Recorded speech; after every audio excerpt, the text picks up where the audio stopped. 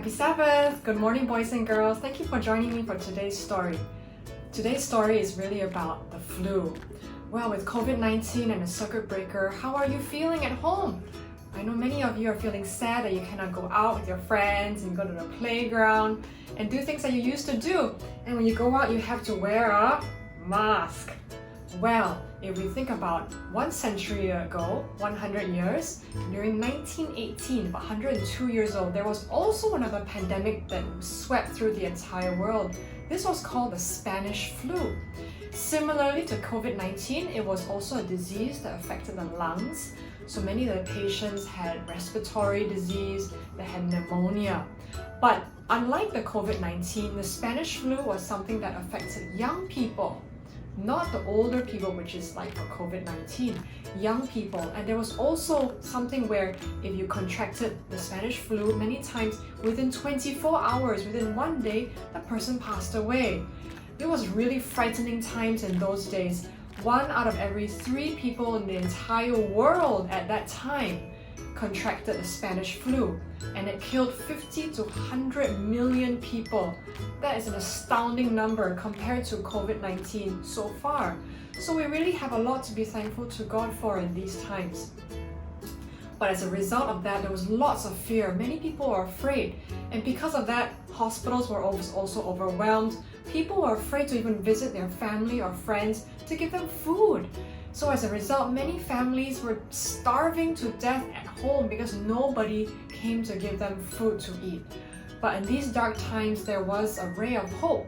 In this town of Minnesota, Hutchinson City in Minnesota in the US, our Adventist seminary was there.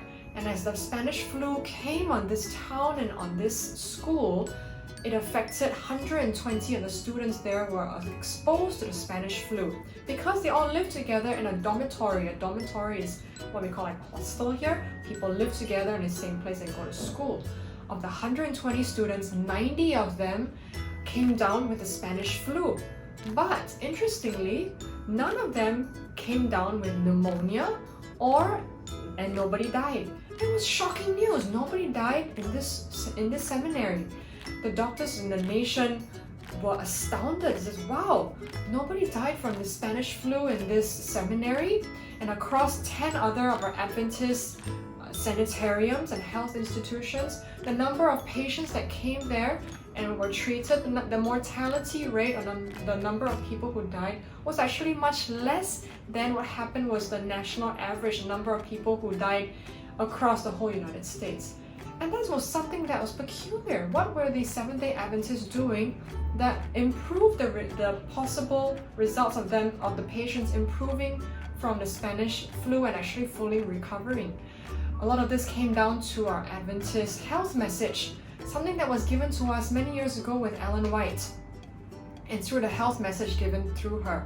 And so at the seminary as well as the sanitariums, they were doing things like hydrotherapy, hydro meaning water therapy, using hot baths, cold baths, and alternating hot and cold or hot and cold showers to help boost the immune system. They were doing things like ventilating rooms, bringing some of the patients outside of enclosed spaces so they can breathe fresh air, give them sunshine, good food, a diet, and that helped to improve the results of many of these patients. So the Adventists put together a pamphlet called Epidemics, How to Meet Them. And this became a bestseller in the country, and many people wanted to read the health message and what was it that can help them to help their family members or friends who were suffering from the Spanish flu. Many of these were people at home with very little access to medical help, if any at all. And so the pamphlet talked about some of the causes of this epidemics, what were some of the results, what are things you can do to help, like hydrotherapy, air. They also talked about how to make your own DIY mask at home as well. So it was very interesting. It started a long time ago, how we can actually learn from what has happened in the past. And so this pamphlet is something that was a surprise. It says, wow, a lot of things that are happening now have already been done long ago. Back then, they didn't have a vaccine. Currently, today, we also don't have a vaccine so far. So many of these health principles are really much needed. So how about you, boys and girls? There's one way that you can also share our health message, and it's in a very simple way to remember it called New Start. New, N-E-W, start. S-T-A-R-T, New Start. N, what is N for? N stands for nutrition. Are you having a good and balanced nutrition? Eating your fruits and vegetables, all the antioxidants in there, a colorful diet. N is for nutrition. E is for exercise. Are you getting enough exercise? Even though you're at home, you can still do your exercise. You can still keep fit. When you're outdoors, you can do some exercise. Of course, if you're only walking, you need to wear a mask. If you're jogging or cycling, you don't have to, but getting some exercise will help the body to have an improved immunity. E. W. Water. Drinking lots of water, not only when your mommy and daddy ask you to drink water, always keep yourself hydrated.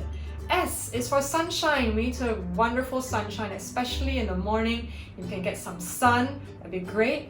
Boost your vitamin D. S for sun. T is for temperance, moderation in what we eat, keeping away from the bad things like tobacco, caffeine. These are things which harm the body. T. A is for air, fresh air. Breathe some fresh air every day. Ventilate the room, have that wind coming through so that we have air circulating throughout the room. A. R. Rest. Having enough rest, especially now that it's school holidays or when there's home-based learning, it's more time for you to get more rest. And last is most important, trust in God. T for trust in God. So New Start.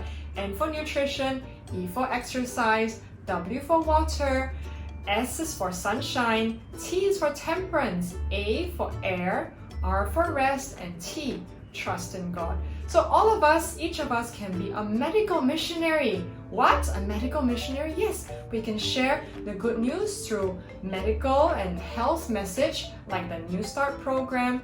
You can talk to your friends and families through the internet or call them to remind them some of these basic health principles so that all of us can be hands and feet for Jesus.